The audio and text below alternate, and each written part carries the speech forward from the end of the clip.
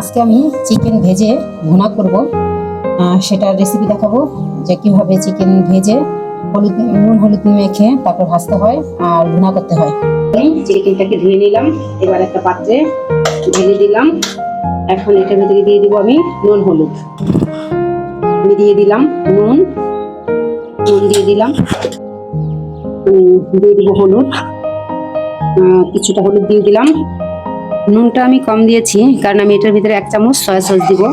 এটা ভাজার সময় দিলে টেস্টটা ভালো আসে, ঘ্রাণটাও ভালো আসে, ব্রয়লারের কোনো ঘ্রাণ থাকে না।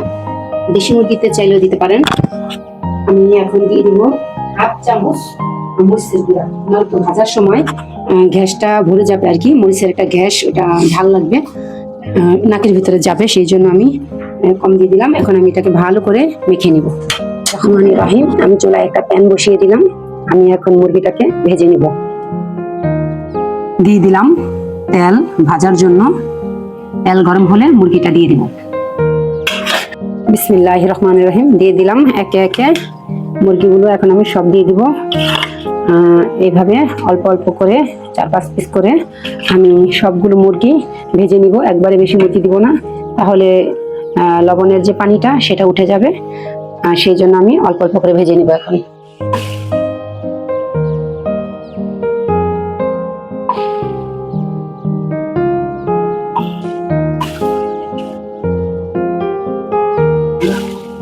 এখন আমি আমার এগুলো হয়ে গেছে, 2 সাইড সুন্দর করে ভাজা হয়ে গেছে। এখন আমি উঠিয়ে নিচ্ছি। আমি এই তেলের ভিতরে বাকিগুলা দিয়ে একেবারে সুন্দর করে ভেজে নিব, যাতে রুটি দিয়ে খাওয়া যায় এরকম অবস্থায় করে নিব। দিয়ে দিচ্ছি বাকিগুলো, একে একে সবগুলো দিয়ে দিচ্ছি।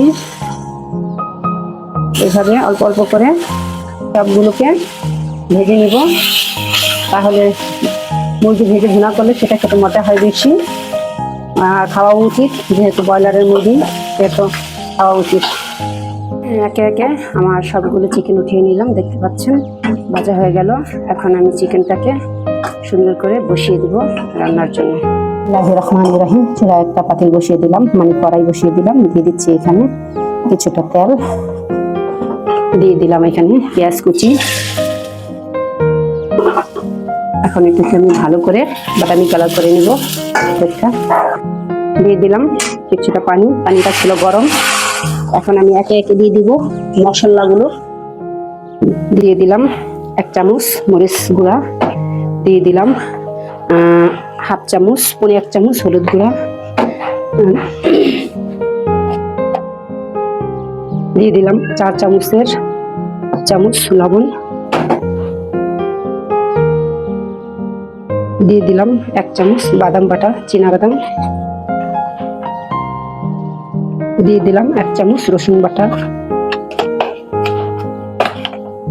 দিয়ে দিলাম 1 চামচ আদা বাটা, দিয়ে দিব 1 চামচ পেঁয়াজ বাটা। পেঁয়াজ বাটাটা আমি 1 চামচ না 2 চামচ দিয়ে দিলাম। এখন এটাকে ভালো করে কষাতে হবে।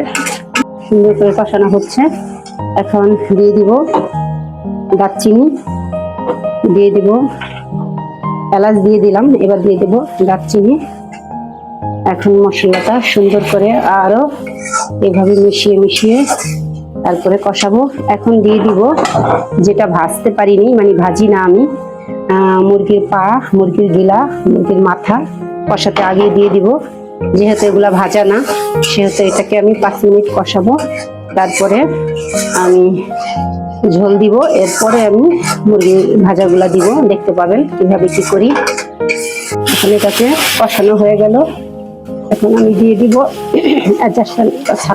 দিয়ে দিলাম এটার ভিতরে ঝোল, মানে পানি দিয়ে দিলাম যাতে ঝোল হয়। এটা বলক আসলে আমি মুরগিটা দিব।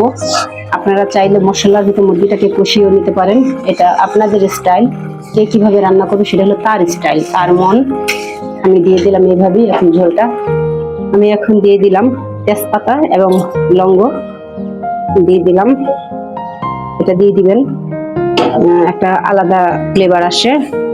মশলা যে এতগুলো দিতেই হবে এমন কোনো কথা নেই, মশলা ছাড়াও রান্না করা যায়। একসময় তো কোনো মশলাই মানুষ জানতো না, তারাও খেত। এটা আপনাদের ইচ্ছা।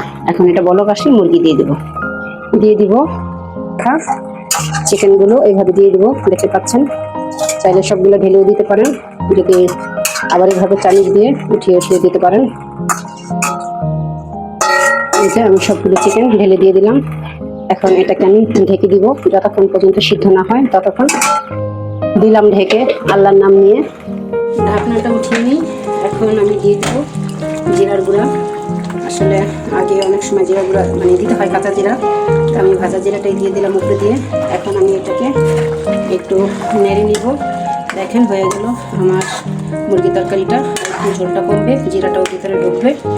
আমি এখন আর একটু ঢেকে দিব। হয়ে গেল আমার তরকারিটা রান্না শেষ। দেখতে পাচ্ছেন কালারটা কত চমৎকার আসছে। এখনই আমি এটা নামিয়ে পরিবেশন করবো। আর জল কমাবো না, এইভাবেই রাখবো মাখা মাখা ঝোল। পরিবেশন করে দেখাচ্ছি। এই হলো আমার সেই মুরগির তরকারি, আমি পরিবেশন করে দেখালাম। দেখেন দেখতে কালারটা কত সুন্দর লাগছে, ঘ্রাণটাও কিন্তু অনেক সুন্দর আসছে।